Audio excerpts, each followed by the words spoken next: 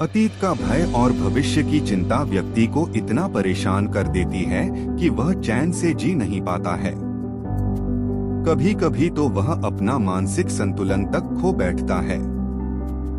हमें यह नहीं भूलना चाहिए कि अपराध और चिंता मनुष्य की प्राकृतिक भावनाएं हैं, लेकिन इनसे ग्रस्त हो जाना अथवा यह सोच लेना कि इनसे छुटकारा मिलना बहुत मुश्किल है, यह ठीक नहीं है। इसी सोच का परिणाम और प्रभाव व्यक्ति के मनमस्तिष्क को अस्थिर बनाए रखता है। इसके लिए मनुष्य को अपने सोच की सीमा का विस्तार करना चाहिए। ऐसा होने पर ही वह अपना सुस्पष्ट दृष्टिकोण बनाने में समर्थ हो सकता है। अतीत में क्या क्या उसके साथ घटा था, इस ओर उसका चिंतन कभी नहीं होना चाहिए, क्योंकि मनुष्य अच्छा अथवा बुरा जो भी घट चुका होता था उससे सीख लेकर ही अपना वर्तमान जी रहा होता है। ऐसे में अपने वर्तमान पर अतीत की परछाई भी नहीं पड़ने देनी चाहिए। यह तभी होगा जब आप स्वयं में एकाग्रता लाएंगे। यहीं पर एक कुशल और सफल विद्यार्थी के जो 5 लक्षण बताए गए हैं वे सभी सामने आते हैं। ऐसी स्थिति को प्राप्त कर लेने पर आपको केवल अपना वर्तमान दिखने लगता है। इसीलिए एक समर्थ वक्ता और विचारक वह होता है जो वर्तमान संदर्भ में निर्धारित विषय पर अपना व्याख्यान करता है। इस संसार में ऐसा कोई व्यक्ति नहीं है जो अपराध भावना से ग्रस्त न रहा हो। अपनी उसी अपराध भावना के बोध से ही वह अपने आप को अपराधों के शिकंजे में जकड़ा अनुभव करता है। ऐसे में वह इतना असहाय महसूस करता है कि अपनी प्रगति के विषय में सोच तक नहीं पाता। व्यक्ति इस स्थिति पर जितना ही विचार करता रहता है वह उतना ही नकारात्मक सोच में ढलता जाता है। एक सफल चिकित्सक वह होता है जो अपनी चिकित्सा पद्धति के प्रभाव से पहले रोग को पूरी तरह से उभार देता है और फिर धीरे धीरे उसका उपचार कर उसे वर्तमान अवस्था में लाकर पूर्णतः स्वस्थ कर देता है।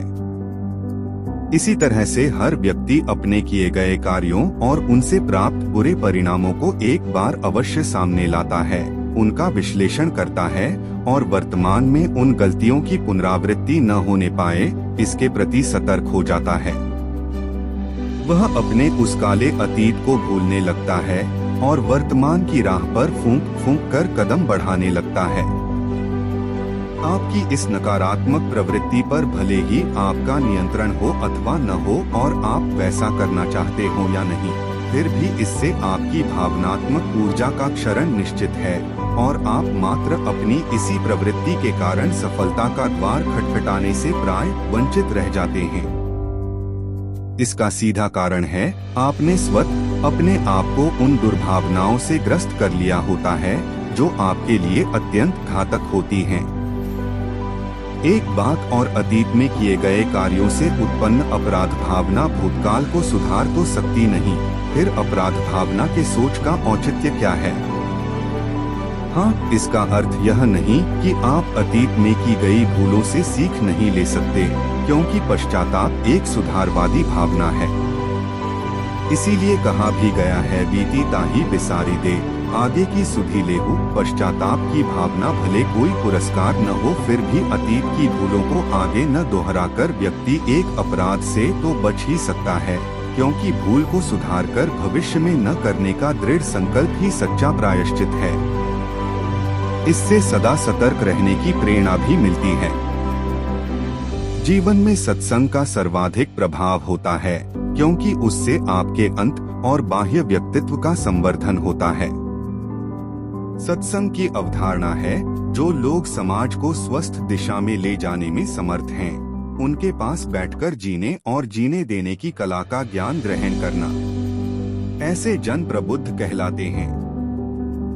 सबसे पहले आप ऐसे लोगों की पहचान और परख कीजिए, फिर विनम्र भाव से उनका सानिध्य प्राप्त करने का प्रयास कीजिए। इससे स्वयं में गुणात्मक परिवर्तन पाएंगे। ऐसे प्रबुद्ध जन आपको वर्तमान में जीने की सीख सिखाते हैं।